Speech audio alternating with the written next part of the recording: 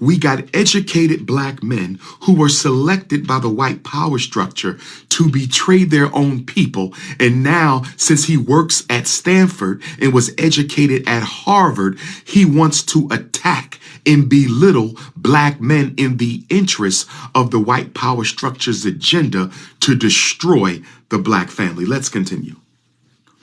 I explained in the book why black women should not be pressured to sacrifice their own chances for happiness out of some misplaced loyalty. Wow, listen to that. Misplaced loyalty, he calls it, to black men. He calls the black woman's loyalty to the black man as misplaced. Let's continue.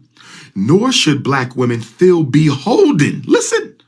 Nor should black women feel beholden to black men under the guise of advancing the race. Did y'all hear that?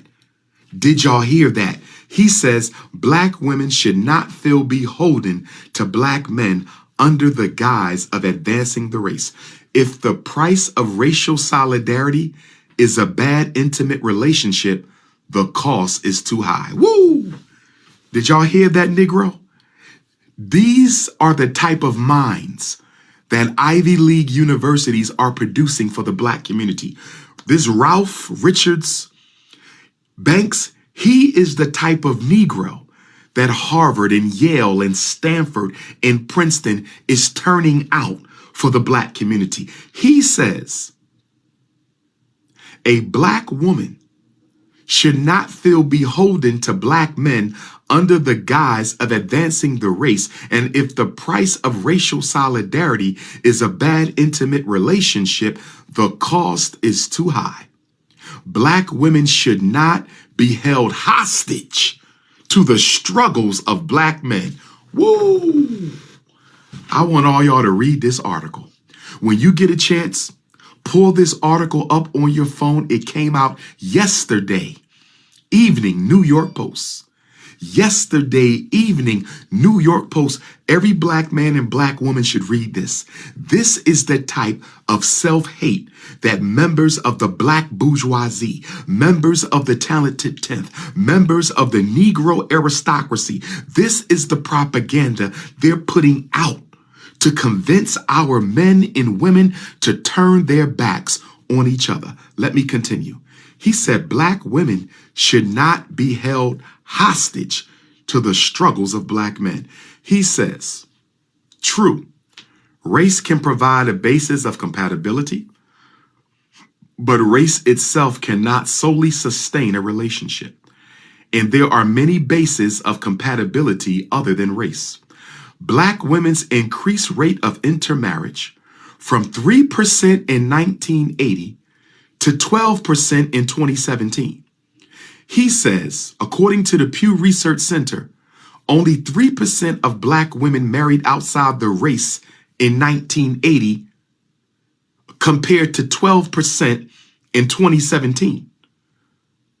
But what he doesn't tell you is that in 1980, the CIA dropped off crack cocaine in the black community. We haven't heard a single systemic explanation.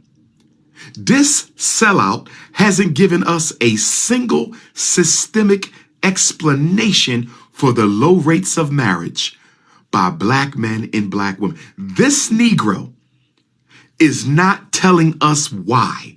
See how he strategically manipulates the statistical data and leaves out the true variables that gave birth to the rise of the single black woman. Why doesn't he tell us that the black man and black woman was married up until 1970?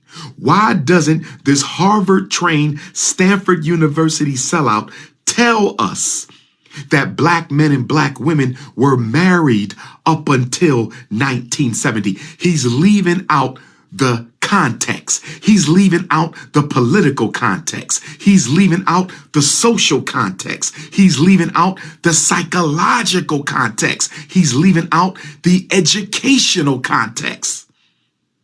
He's leaving it out. This is why the black bourgeoisie cannot be trusted.